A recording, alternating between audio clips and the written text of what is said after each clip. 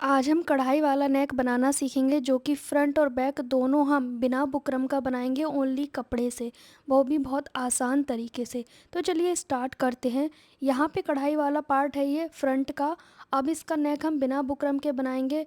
सिर्फ हमने कपड़ा लेना है जो कि इस एम्ब्रॉयडरी से दोनों साइड से बड़ा होना चाहिए, चौड़ाई में भी और लंबाई में भी। ठीक है, मान लीजिए 7 इंच का नेक है तो ये कपड़ा 10 इंच का होना चाहिए।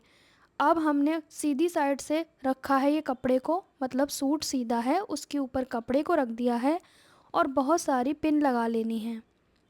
इस तरह से आपको पिन से इसे सिक्योर कर लेना है। ध्यान रहे सूट के सीधी साइड हमने लगाया था कपड़ा। अब हमने इसे उल्टा कर लिया, यहाँ से यहाँ तक सिलाई लगाना स्टार्ट करेंगे। जो कढ़ाई है ना, वहाँ से सिलाई लगाना स्टार्ट करेंगे। मेरी इसकी नेक की चौड़ाई 6 इंच हो रही है कंप्लीट, पर अगर आपको ज़्यादा लगे तो आप बीच में प्लेट डाल के नेक की विड्थ को कम कर सकते हैं। मैंने उस पर वीडियो डाला हुआ है। तो यहाँ पे हम कढ़ाई को टच करते हुए सिलाई लगाएंगे, क्योंकि मेरे कस्टमर को ब्रॉड नेक चाहिए था इसीलिए। तो मैंने बिल्कुल कढ़ाई को पूरा लिया है। यहाँ पे अब हमने उल्टी साइड आना है जहाँ पे कपड़ा लगाया था। पिन को हटा लेंगे जितनी पिन लगाई थी हमने रोकने के लिए, ताकि ये कपड़ा हिले नहीं। अब हमने सिलाई को छोड़ते हुए थोड़ा मार्जिन छोड़ेंगे 1/4 इंच और इसको कट कर देंगे। आप हमारे चैनल पे नए हैं तो चैनल को सब्सक्राइब ज़रूर कीजिएगा और साथ ही साथ बेल आइकन प्रेस करें। इस सूट की प्रॉपर जो ऑल ओवर सूट सलवार की कटिंग स्टिचिंग है वो मैंने सेकंड चैनल पे अपलोड कर दी है, उसे ज़रूर देखें। यहाँ पे मैंने अब नोचिस लगाए हैं। ये लगाना कंपलसरी है, हाँ और ना नहीं, ये लगाना ज़रूरी ही है ताकि ये फ़ोल्ड करने में ईजी हो जाए। अब इसे उल्टी साइड को हम फ़ोल्ड करने से पहले एक मार्जिन के ऊपर सिलाई लगाएंगे, मतलब जिस साइड पे मार्जिन है ना उस साइड पे सिलाई लगानी है। नीचे का मार्जिन हमारा बाहर की साइड पे रखा हुआ है फ़िलहाल, और उस पे हम सिलाई लगा रहे हैं।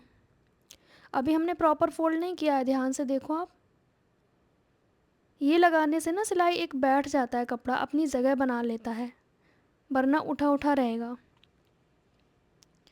यहाँ पे मैंने सिलाई लगा दी।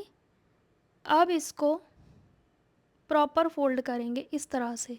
अब ऊपर की ओर कढ़ाई है तो कुछ दिखने वाला तो है नहीं, हम इस पर सिलाई लगाएंगे। यहाँ पर आप चाहें तो किनारी पे लगाएं या फिर 1/4 इंच छोड़ के। मैं यहाँ पे 1/4 इंच छोड़ के सिलाई लगा रही हूँ। अगर यहाँ पे कट वर्क दाना है, वो वाला कढ़ाई है, तो आपको हाथ से सिलाई लगानी पड़ेगी यहाँ पे। फिर आपको इस सिलाई की ज़रूरत नहीं है, आप डायरेक्ट तुरपाई कर देना बैक साइड में। ये सिलाई हमने इसलिए लगाई है ताकि फिनिशिंग रहे। अब हमने इसकी उल्टी साइड पे जाना है। यहाँ तक तो हमारा कंप्लीट हो गया। अब यहाँ पे जो कपड़ा एक्स्ट्रा है इसका क्या करना है, 1.5 इंच छोड़ के बाकी सारा कट कर देना है, या फिर आप जितना फोल्ड करना चाहो उतना छोड़ के बाकी कट कर दो। दोनों ही एक ही बात है ना, बस कहने का तरीका अलग अलग है। तो मैंने 1.5 इंच को छोड़ा है ताकि इस तरह से फ़ोल्ड करके मैं तुरपाई कर लूँ। ठीक है, अगर आपको लग रहा है चुभने वाली कढ़ाई है तो आप ज़्यादा चौड़ा फ़ोल्ड करें। अब बैक नेक कैसे बनाना है, यहाँ पे गलतियाँ होती हैं, दोनों की पार्ट की चौड़ाई अलग अलग रख लेते हो नेक की। लेकिन आपको कैसे करना है, बैक पार्ट को इस तरह से डबल फोल्ड करेंगे और अच्छे से सेट करेंगे कपड़े को। अब हमने फ्रंट पार्ट के शोल्डर को बैक पार्ट के शोल्डर पे रखना है। शोल्डर की साइड से बराबर से रखना है आपको। एक निशान इसके बराबर से लगाना है और एक इंच निशान लगाना है 1/4 इंच दूरी पे। ध्यान से देखें, एक तो बराबर से लगाया, दूसरा हमने दूरी पे लगाया थोड़ा सा, क्योंकि हम जब बनाएंगे ना तो उसकी चौड़ाई वहीं पे पहुंच जाएगी। अभी हम बिना बुकरम का नेक बना रहे हैं, बुकरम वाला बनाओगे तो वहीं पे निशान लेना है आपको। अब हमारी नेक की विड्थ तो निकल आई बैक साइड की, अंदाजे से नहीं निकालनी, आपको शोल्डर रख के ही निकालनी है विड्थ। अब मैंने यहाँ पे लंबाई रख दी 8.5।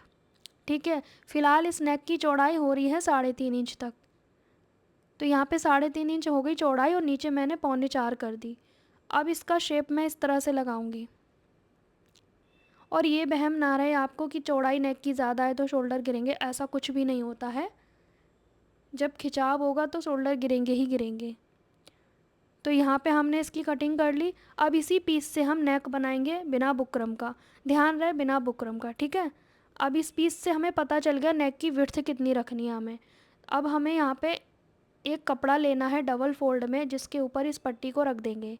अपनी और कपड़े की भी वन साइड हो और इस पट्टी की भी, इसके बराबर से निशान लगा लेंगे। एक तरह से इसे छाप लिया हमने। अब इसको यहाँ से कट कर लेंगे। ध्यान रहे कपड़े की चौड़ाई इससे ज़्यादा होनी चाहिए ताकि हम इस पट्टी की विड्थ निकाल सकें।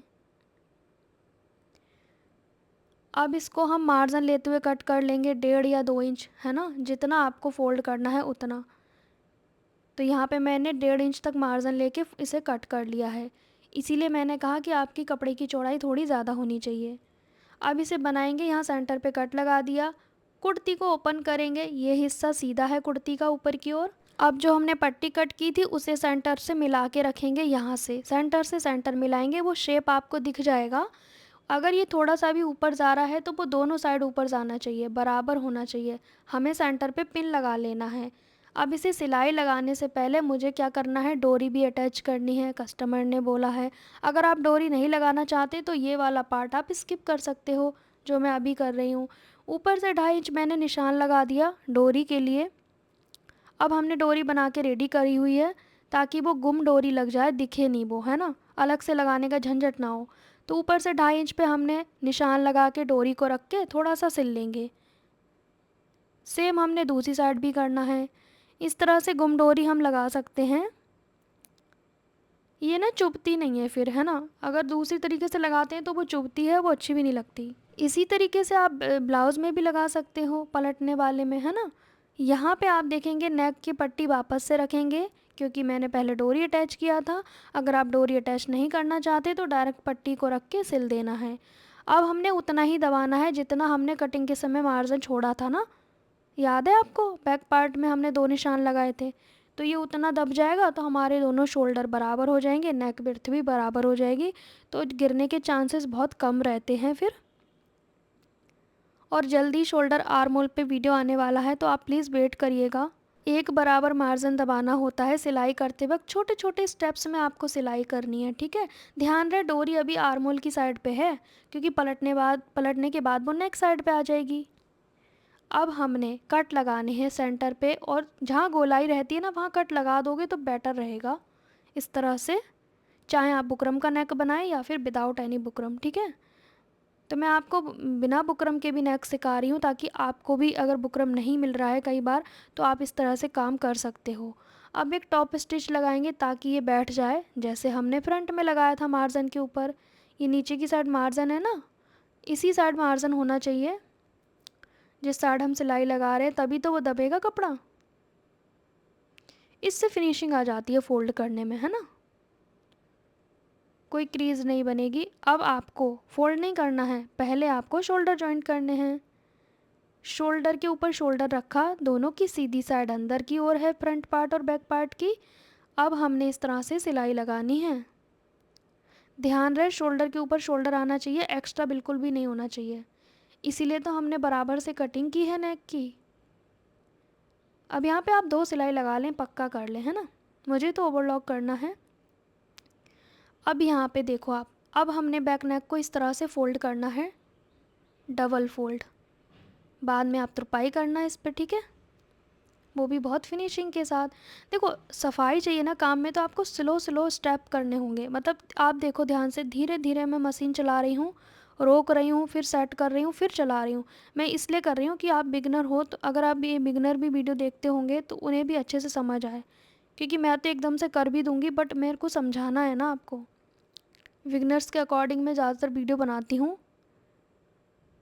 यहाँ पे कोना आ गया तो आपको उसी शेप में सुई को नीचे करके घुमाना है, ठीक है।